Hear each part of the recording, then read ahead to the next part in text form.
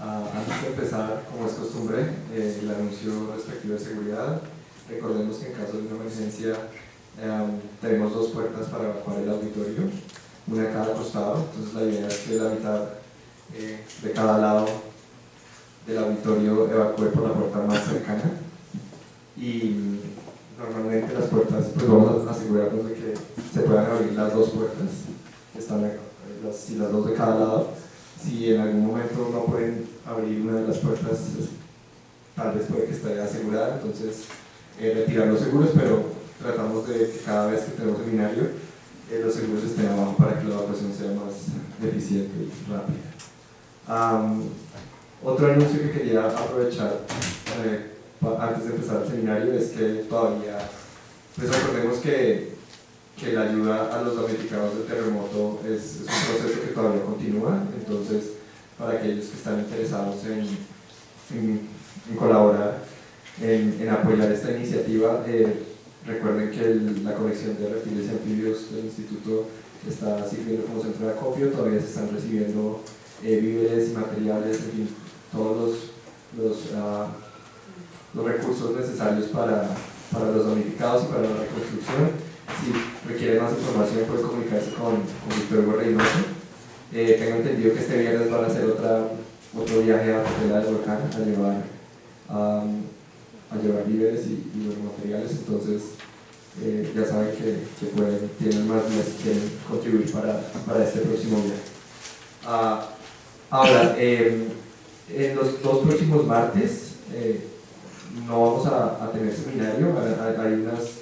Hay unas actividades que van a ocurrir precisamente durante estas fechas. Entonces el próximo martes no hay seminario porque es el curso de Biodiversidad 2007 que va a ocurrir durante esta semana y va a ocupar las instalaciones del jardín, del auditorio del Jardín Botánico, entre otros. Entonces también, para que no hubiera conflicto con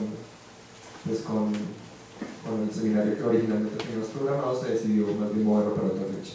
Y de la misma forma, el siguiente martes, es decir, el 24 de octubre, si mal no estoy, tuvo que ser modificado, reprogramado, porque el Congreso de Refama, el de Fauna Nativa en Ambientes Antropizados, que está coordinando la doctora Patricia Ornelas, si recuerdan, ese congreso se estaba llevando a cabo durante la semana del terremoto. Entonces tuvo que ser reprogramado y va a llevarse a cabo, va a terminar durante esas fechas. Entonces ya nos reuniremos en 3 semanas para el próximo seminario. Igual vamos a enviar los respectivos avisos a la comunidad. Bueno, sin más preámbulo, ahora quiero hacer una introducción a la ponente de hoy, a la doctora Melissa Plasma, quien hizo su licenciatura y maestría en Ciencias Biológicas en la Universidad de Utrecht, en Holanda. Y bueno, en sus estudios de licenciatura y maestría trabajó en abejorros, luego trabajó con lagartijas, y precisamente por su interés en el estudio de las lagartijas fue que vino a México para hacer su trabajo de campo en Sonora. Luego, ya estando en México, inició su doctorado en el Instituto de Ecología de la UNAM con la doctora Roxana Torres, estudiando el papel de la selección sexual en la lagartija Ecrotaphytus dickersoni. Melissa se interesa especialmente en los efectos de la temperatura sobre el desempeño y la fisiología de ectotermos. Y bueno, más recientemente realizó una estancia postdoctoral en el Stellenbosch University en Sudamérica, en Sudáfrica, con la doctora Susana Clusera Trubes, donde estudió el efecto de la temperatura sobre la digestión y asimilación de los nutrientes en una lagartija en la especie Agama atra. Y ese proyecto, de hecho, del que ella nos va a hablar el día de hoy. Y actualmente Melissa se encuentra haciendo una estancia postdoctoral en la Universidad Autónoma de Tlaxcala con el doctor Aníbal Díaz de la Vega y el doctor Armando Bautista, en el cual va a estudiar los efectos de la temperatura sobre las interacciones intraespecíficas en lagartijas de la especie Celoporus granicus. Bueno, entonces le doy la bienvenida a Melissa.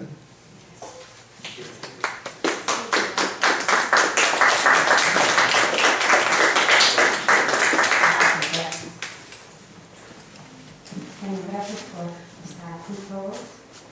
Como dijo Jairo, voy a hablar sobre mi proyecto que hice en Stellenbosch. No lo hice sola, lo hice con un equipo bastante internacional. Hay Marshall McHugh, que es de St. Mary's University de Texas, Víctor Reynoso, que es aquí del Instituto de Biología, John Terlans y Susana Crisella Torres, que son de Stellenbosch University. Gracias. Bueno, para sobrevivir todos tenemos que comer. ¿Y qué pasa con la comida? Una parte, la gran parte de la comida está asimilado en el cuerpo y una parte de eso está oxidado para la liberación de energía. Otra parte está integrado al cuerpo y forma parte del desarrollo del cuerpo o bien está almacenado ahí. Una parte chiquita de la comida será no asimilado y pues se transfiera a heces, ¿no? Bueno, la energía, la comida nos da energía y recursos. Sin embargo, hay muchos procesos que están involucrados en la digestión y asimilación de la comida, como son la peristalsis, la producción de enzimas, la secreción de ácidos, etcétera, etcétera. Y todos estos procesos también cuesta energía.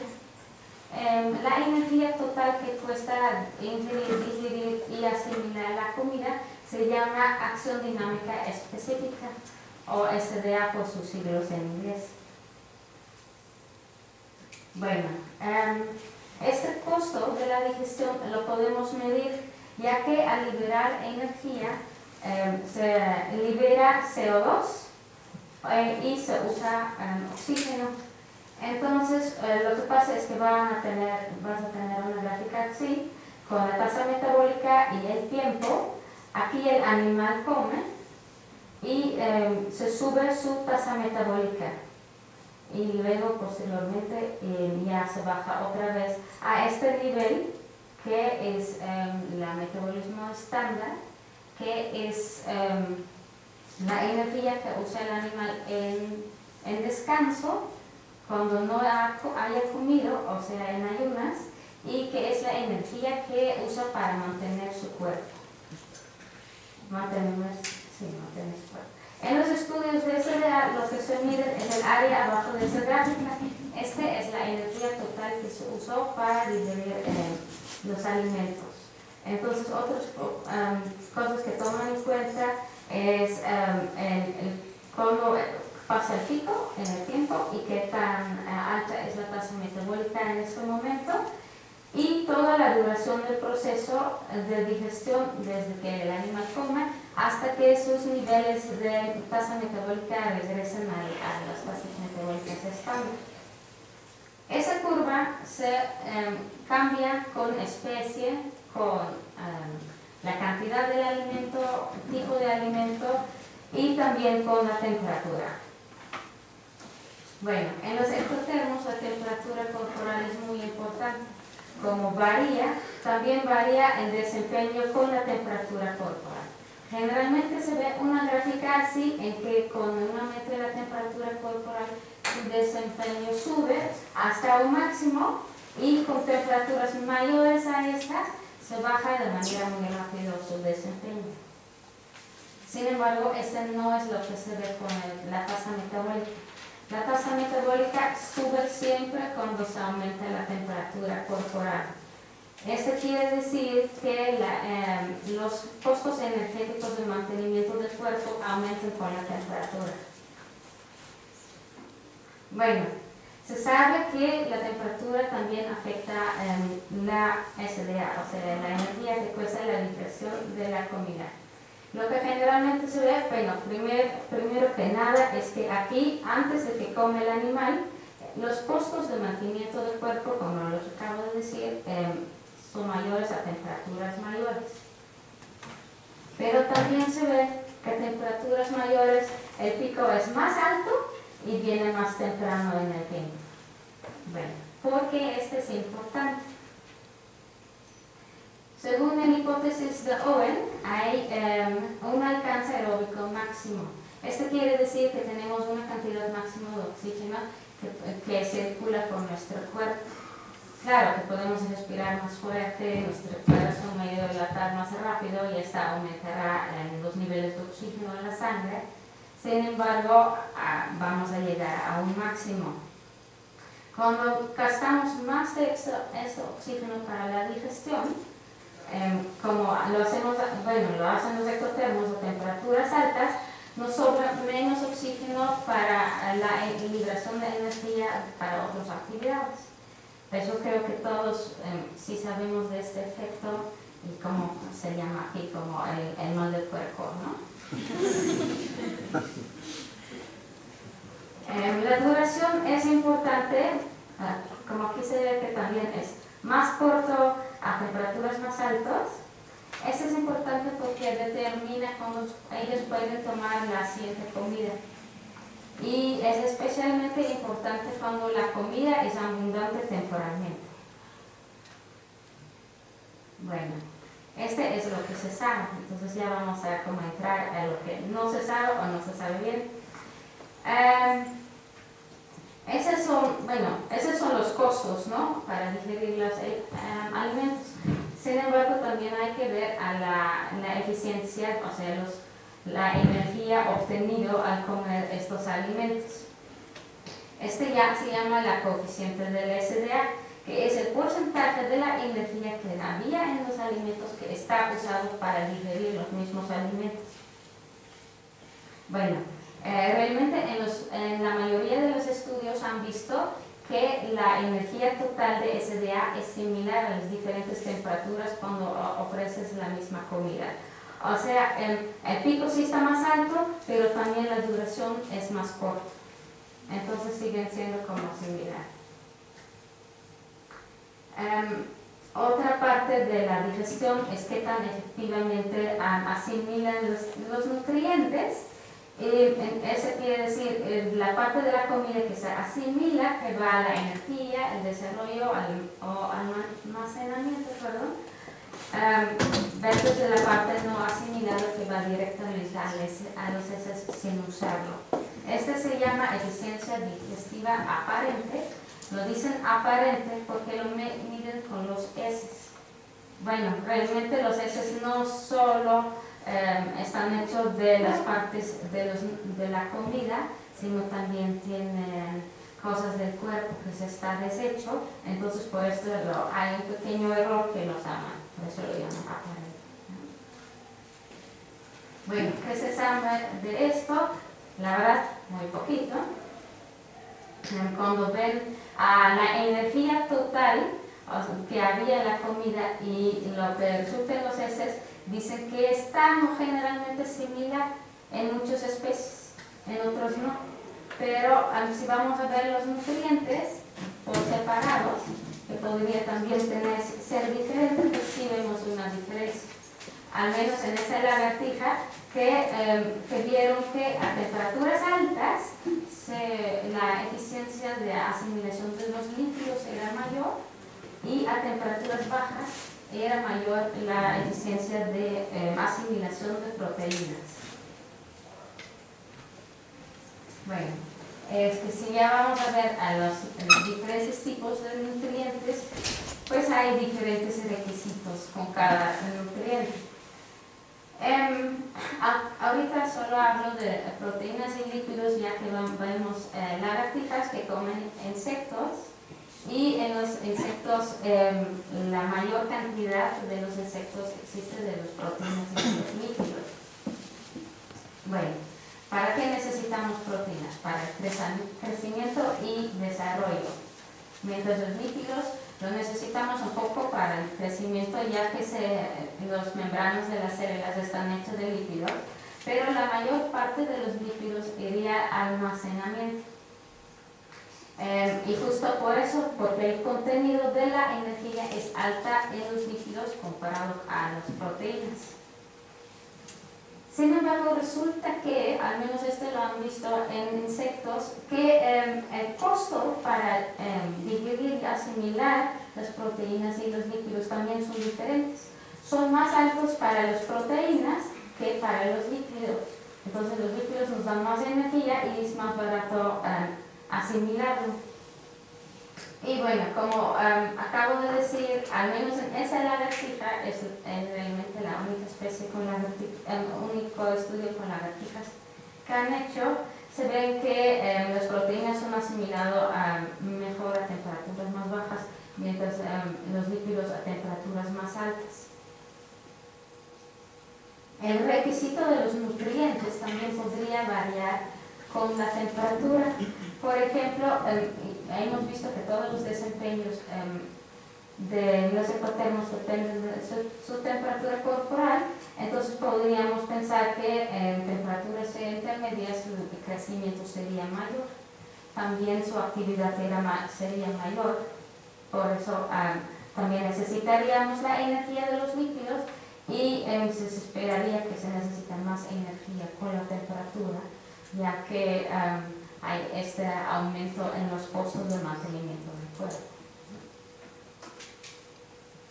Bueno, ¿cómo se paga ese costo de la digestión? Se piensa que la mayor parte se paga con la comida recién ingerida, con la mismísima comida. Entonces, bueno, en una comida recién ingerida, allí se ve un filete de avestruz bien rico, trae proteínas, lípidos, carbohidratos, vitaminas y minerales, pero pues sí, será un platillo de grillos, a lo mejor, lo más probable que es mejor, aunque los porcentajes pueden variar, ¿no? Bueno, lo que han visto es que en estos pitones el costo de SDA sí era pagado con la comida recién ingerida, al menos en parte, y al principio principalmente era pagado con las proteínas, mientras los lípidos lo usó posteriormente y durante un periodo mucho más largo. Bueno, nosotros en este estudio queríamos ver el efecto de la clima sobre las bioenergéticas de la digestión en las lagartijas sudafricanas. Usamos la gama ATRA y empezamos a ver cómo afecta la temperatura sobre esos costos de SDA y la asimilación de proteínas y lípidos. Bueno, esta es nuestra especie. Esta es la gama ATRA. Este es un macho que tiene azul en la cabeza y en el pecho, y la hembra que no está tan colorido, pero esa línea sí refleja en el entonces depende de quién lo ve, ¿no? Este es como un típico hábitat, tiene rocas, plantitas chiquitas, y bueno, por los que no lo recuerdan, Sudáfrica está aquí, en África. Hay dos subespecies de gama ATRA, uno que está aquí en gris oscuro, otro en gris claro. Entonces la especie es muy ampliamente distribuida en Sudáfrica, tiene un poquito en Namibia, un poquito aquí en Botswana y también cubre todo este país que es Lesotho. Bueno, nosotros trabajamos con lagartijas Dakar, colectamos 30 lagartijas, 20 machos y 10 hembras, y pues su hábitat se ve como así, ¿no? Están en las montañas, hay muchas rocas y plantitas chiquitas. En Sudáfrica no hay árboles, entonces todo se ve más o menos así. Bueno, es una especie insectívoro. Su comida favorita son las hormigas, pero también come muchos grillos, abejas, escarabajos. Es un depredador pasivo, o sea, emplea el sit and wait, que quiere decir que se pone en algún lugar, ahí espera hasta que algo pase y pues agarra para comer. Y bueno, tratando de las temperaturas, se sabe que come solo a temperaturas ambientales mayores de 20 grados en el campo. Bueno, como que queríamos ver los diferentes grupos de nutrientes en una misma comida, los tuvimos que etiquetar y los etiquetamos con isótopos estables. Son formas del mismo átomo, nosotros usamos el carbón. Entonces, lo único en que difieren son los neutrones. Entonces, este carbón de 12 tiene 6 protones y 6 neutrones, y el de 13 tiene 6 protones pero tiene 7 neutrones. Este tiene 8 neutrones pero es radioactivo, entonces este descartamos. En la naturaleza el carbón pesado, o sea el 13C, solo se encuentra en 1%. Entonces nosotros aumentamos este nivel en la comida. Entonces aquí en la naturaleza puede variar de lugar a lugar la razón en que hay este isótopo y este isótopo. Entonces por eso decidieron compararlo siempre con este fósil. No sé por qué eligieron ese fósil, pero es lo que hicieron. Y este fósil tiene una razón de como el 1% de isótopo estable. Bueno, nosotros lo que hicimos es agregamos el isótopo estable a la comida de nuestro objeto de estudio. O sea, agregamos el carbón pesado en altas cantidades a la comida de los grillos. Y los grillos damos de comer a las lagartijas. Cuando esas lagartijas oxidan, ese grillo libera carbón dióxido, pero ya con el 13C, o sea, está más pesado. Lo ponemos en una muestra de respiración en un tubito y lo analizamos.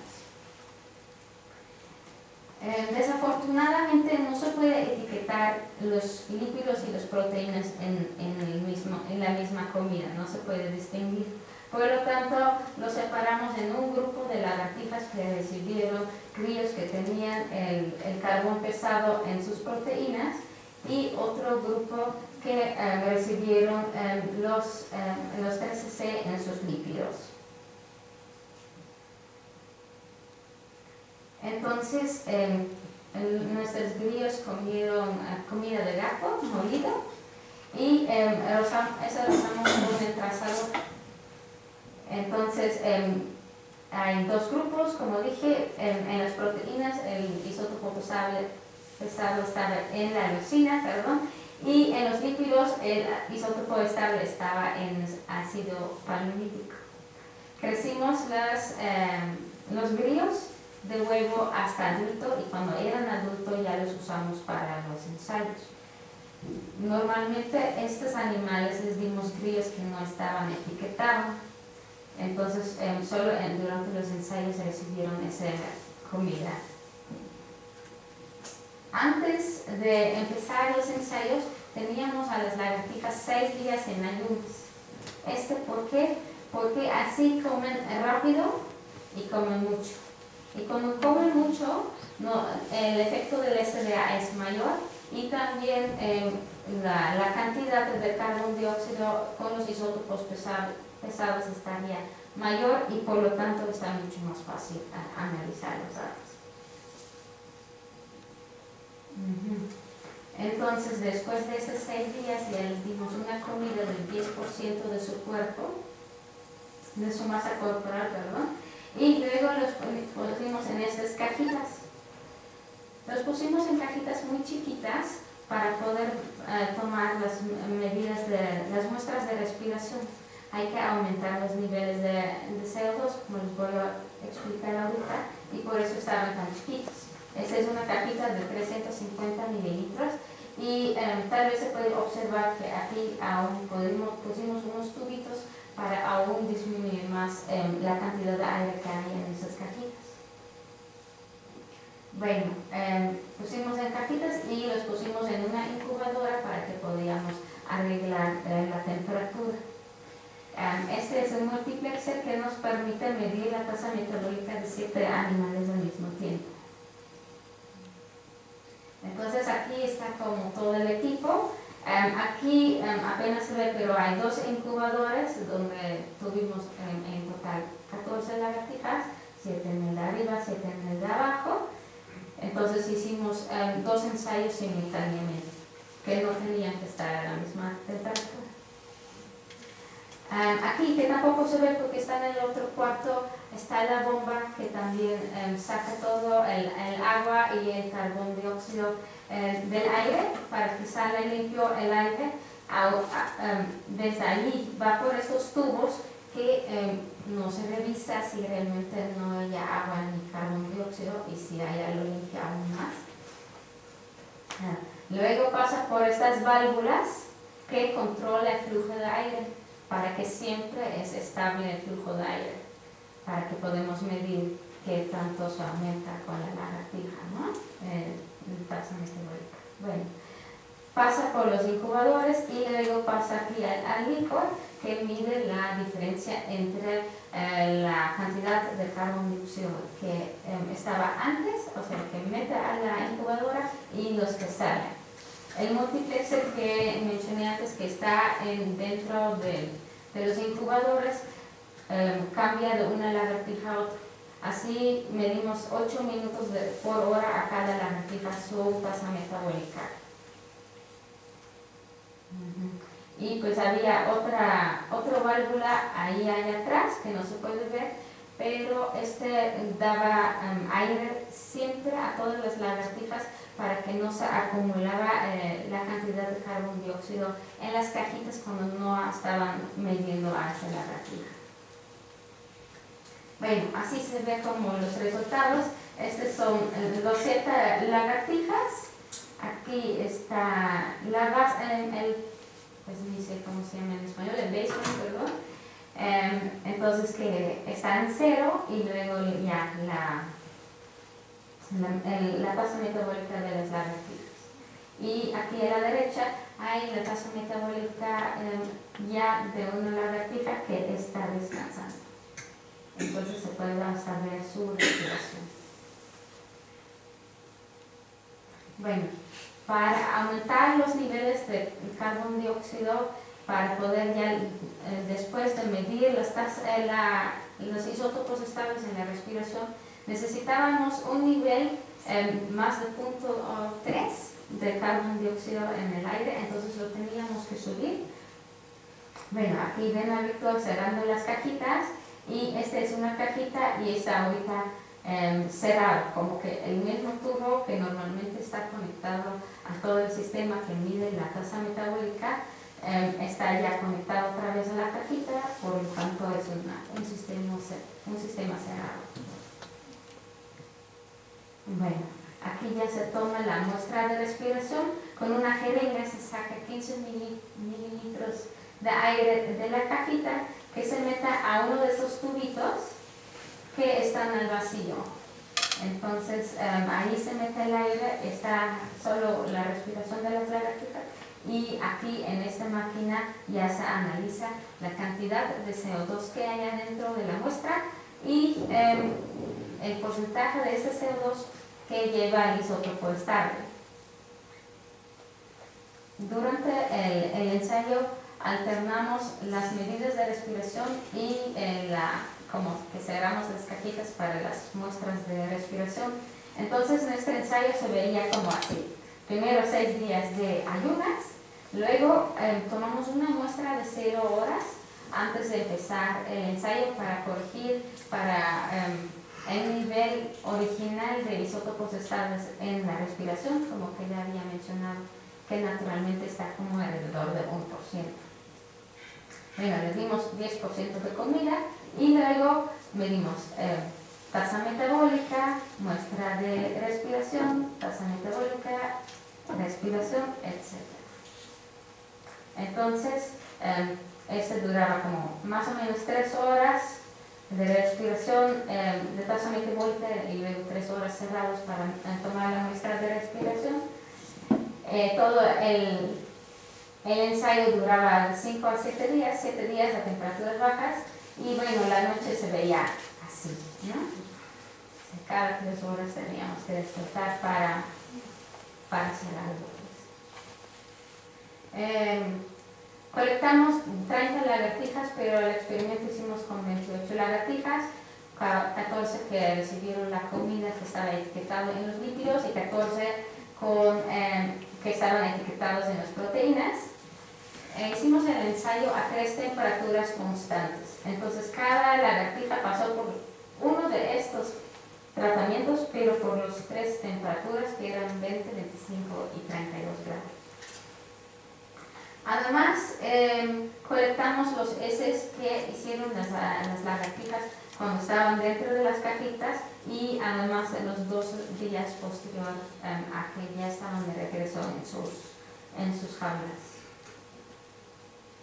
Bueno, si ya vamos a los resultados, este es la tasa metabólica, este es el tiempo, pero aquí solo es una línea horizontal porque es la tasa metabólica estándar a esa temperatura, entonces es constante. Aquí se ve que a 32 grados es más alto que a 25 grados, que es de esperar. Sin embargo, no encontramos una diferencia entre 20 y 25 grados. Bueno, pensamos que lo que pasa es, tomamos esta medida del metabolismo estándar al final del experimento, suponiendo que ya están completamente en ayunas, como que ya duró 5 a 7 días, entonces pensaríamos que ya debían de haber regresado a sus niveles anteriores. Sin embargo, a lo mejor a 20 grados no pasó todo, no se completó este proceso. Pues lo podemos ver también en los días que se colectaron los heces, a 32 grados efectivamente cayó dentro de la duración del ensayo, pero a 25 grados pues realmente los regresamos a sus peceras y ahí de inmediatamente ya hicieron popó, pero a los 20 grados tardaron mucho más para hacerlo, entonces creemos que no había complementado todo el proceso. Bueno, aquí ya, estas ya son las gráficas del metabolismo, la tasa de metabolismo. Vemos que a temperaturas más altas es más alto que a temperaturas más bajos. Vemos un ritmo circadiano muy fuerte. A los 20 grados no vemos este ritmo circadiano, puede ser porque es muy bajo la tasa metabólica por sí solo.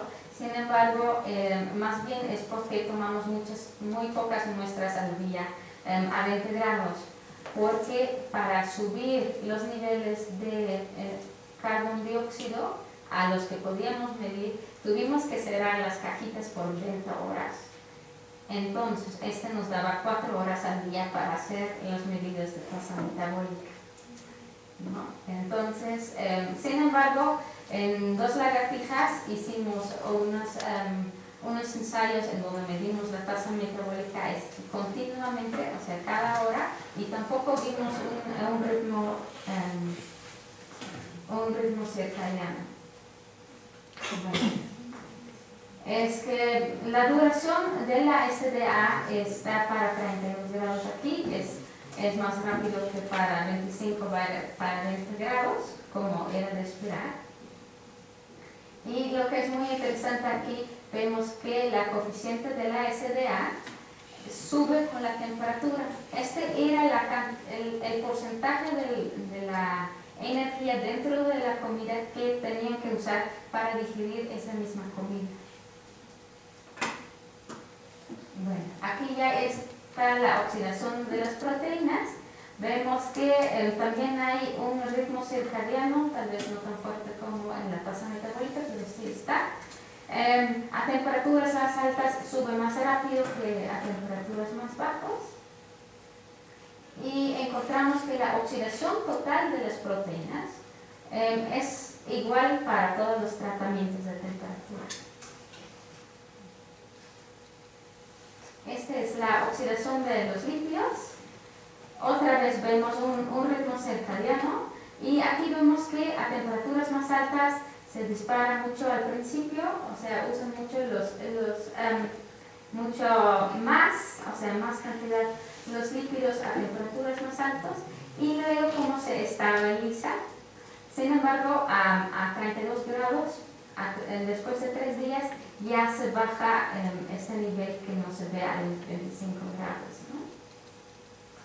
Aquí en la oxidación total de los lípidos, la temperatura baja es significativamente menos que las otras temperaturas.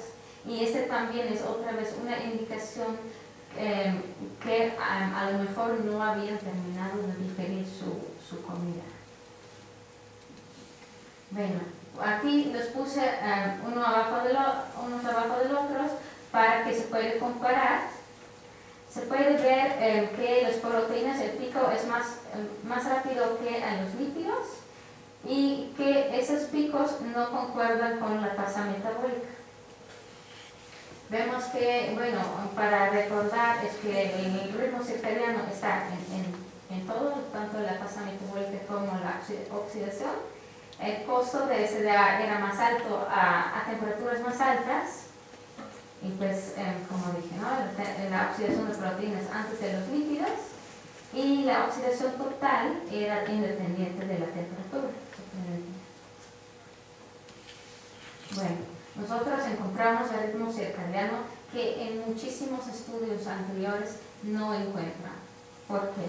Bueno, generalmente es porque la mayoría de los estudios como este y este tomaron una medida de tasa metabólica al día, mientras nosotros tomamos mucho. En esta gráfica realmente ya está resumido los datos porque esos son promedios por 6 horas, entonces tuvimos mucho más medidas.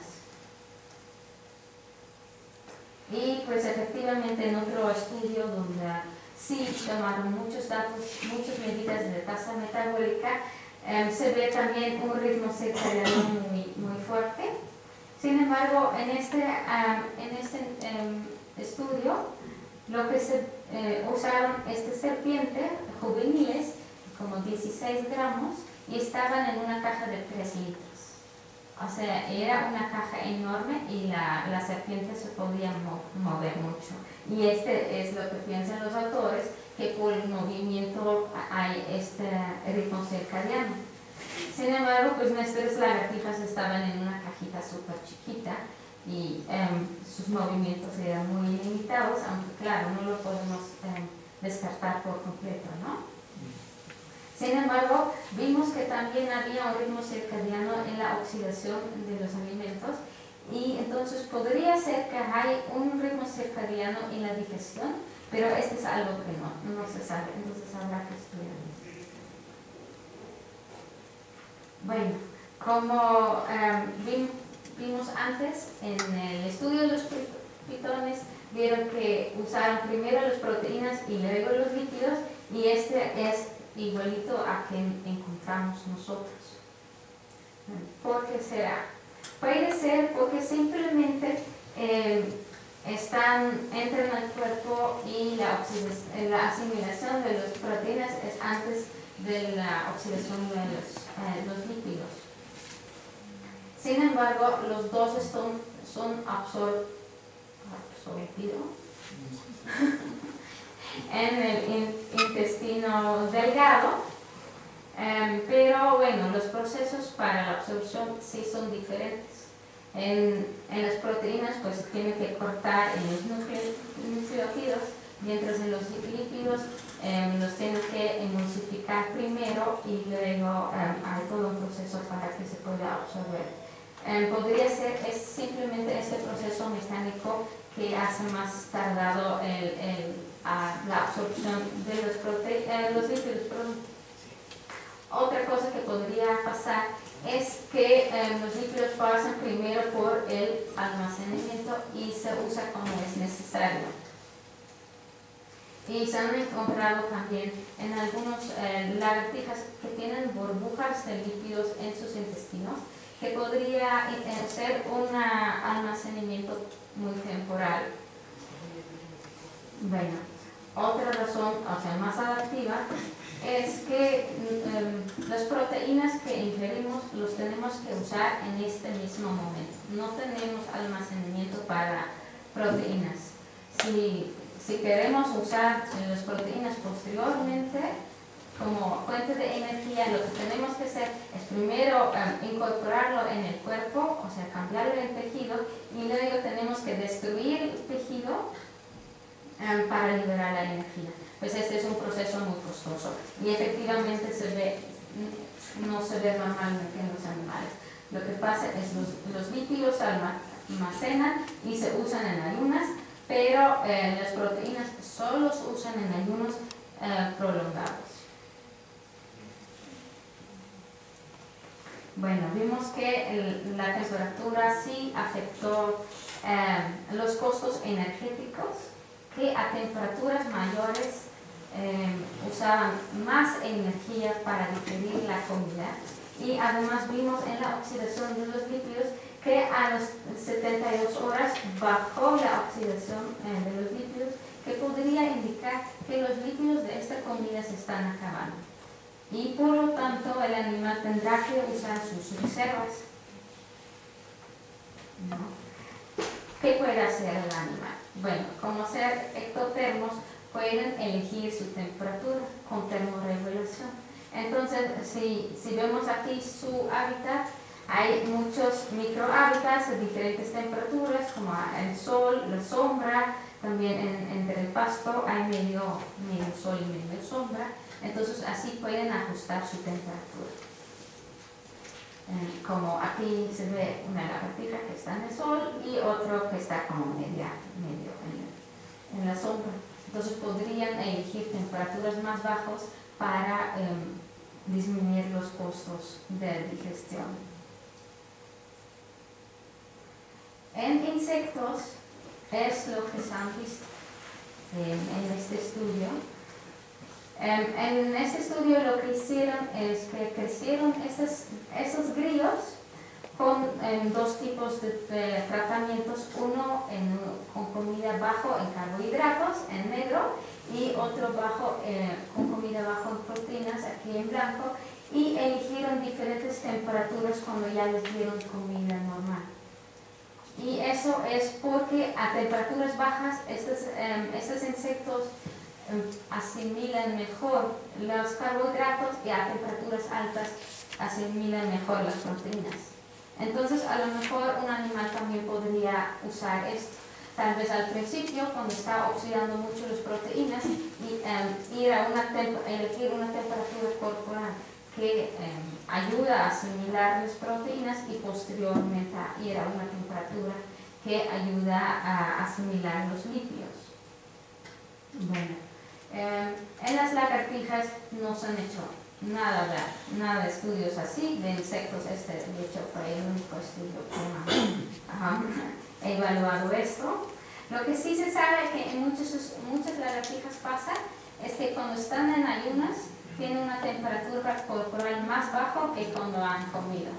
Y lo más probable es porque, si lo recuerdan, a temperaturas mayores el mantenimiento del cuerpo es más costoso. Entonces, a elegir temperaturas bajas bajan esos costos. Bueno, en el laboratorio en Stellenbosch University, donde estuvimos, una alumna, Diana Humberto, ya estudió justo esto, la diferencia de la temperatura que eligen, y pues lo que ven es que esa es la frecuencia y esas son las diferentes temperaturas que van desde 30 a 42. Y efectivamente, cuando están en ayunas, eligieron una temperatura más bajo, significativamente más bajo. Sin embargo, el efecto era muy chiquito, era de 0.2 grados. Entonces, en esos animales no sé si vayan a elegir diferentes temperaturas de acuerdo a sus necesidades de nutrientes.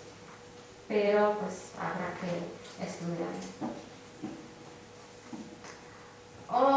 Otra cosa que podrían hacer posiblemente es elegir su comida.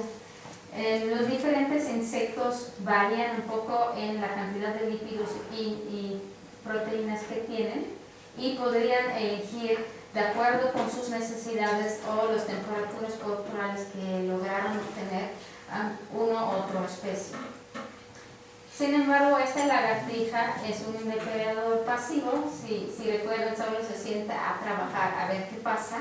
Entonces, yo creo que no es tan probable que está eligiendo específicamente algún tipo de alimentos.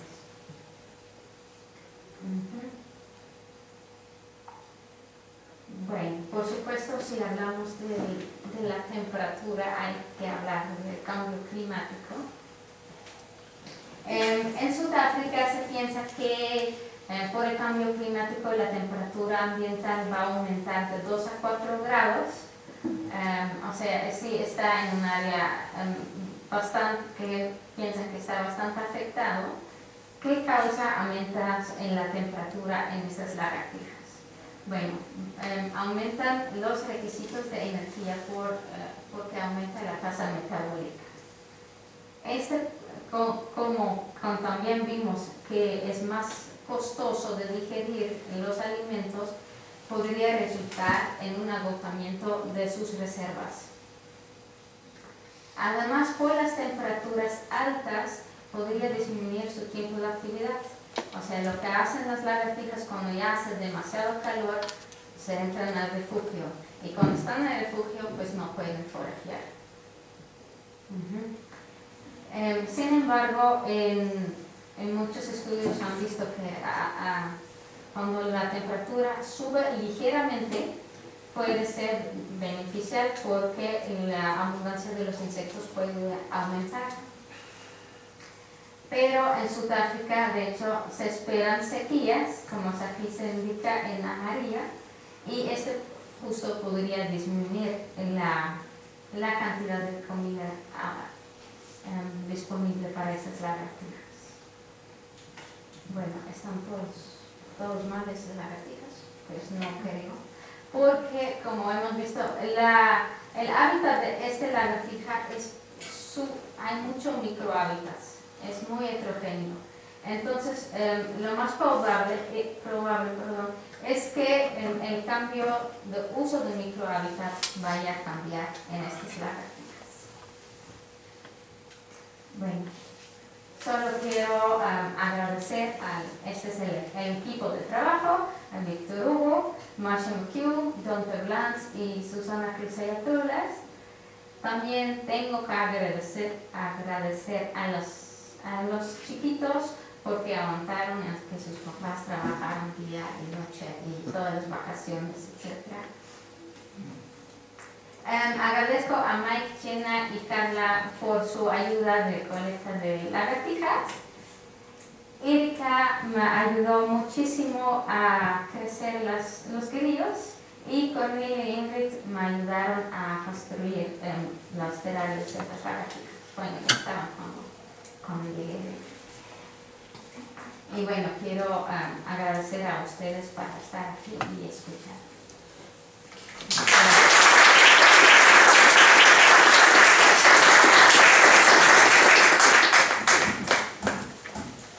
Gracias, Melissa.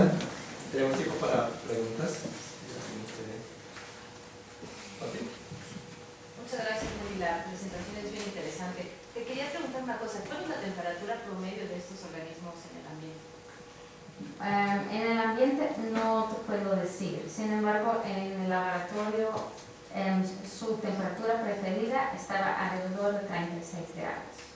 Okay. Sin embargo, no podíamos hacer el ensayo a temperaturas tan altas porque las lagartijas, cuando ya los encierras, ya no aguantan temperaturas tan altas. Y de hecho les fue bastante mal a 32, o sea, ya era así su máximo que podrían aguantar, yo creo. ¿Y esta temperatura entonces de 20 grados en realidad sería un tipo de metabolismo basal? Pues ya está muy bajo. De hecho, queríamos bajar la temperatura más, como que se sabe que están activos a temperaturas desde 15 grados, pero pues no aguantar. Y podría ser por indigestión. Entonces sí, parece que sí es un mínimo para poder digerir comida. Ok, pues nada más. ¿Alguien más? Yo tengo una pregunta sobre que se supone que el metabolismo depende también de muchas características, entre ellas el tamaño corporal, la masa y no sé si lo mencionaste en los métodos, si me pasó, si habían hecho como una forma, o sea, cómo tuviste en cuenta el efecto del tamaño y eso para no influenciar mucho los resultados o cómo lo corregiste. Es que no lo mencioné aquí, pero sí, efectivamente tomamos el tamaño del animal y su peso, y no encontramos efectos sobre la tasa metabólica según el peso, que es algo pues muy sorprendente porque sí se espera. Sin embargo, podría ser que nuestro rango de pesos era muy poco, especialmente ya corrigiendo por sexo, porque las hembras sí son más chiquitos que los machos, pero dentro de cada sexo no tuvimos mucha variación. Ya, yo tengo que hacer esta pregunta porque soy el parasitólogo aquí. Pero alguna vez, o sea, han evaluado si los parásitos, porque yo he visto, por ejemplo, en reptiles la cantidad de gusanos que pueden tener en el intestino, y eso es brutal, ¿no? Así, a veces me sorprende muchísimo cómo pueden vivir estos animales con tantos gusanos adentro, ¿no? ¿Alguna vez han evaluado qué pueden estar haciendo los parásitos ahí? Yo sé que tú no lo viste, pero no sé, y además no sé si controlaste esto en tus estudios, no sé si...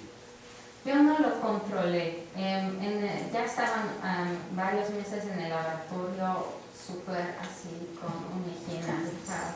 Entonces, pues podrían haber traído algo del campo seguramente, pero no observamos, o sea, no observamos que tenían parásitos al menos. Sin embargo, justo ayer me encontré con un artículo que hablaba del efecto de los parásitos sobre la tasa metabólica, pero tengo que admitir que no lo leí. Pásamelo. Sí, te lo paso. Bueno, pues si no tenemos más preguntas, solo un anuncio antes de terminar, y es que recuerden que esta semana es el simposio de estudiantes. Empezamos el jueves y viernes para que pues, nos acompañen y participen. Y bueno, de nuevo muchas gracias a Melissa. Gracias.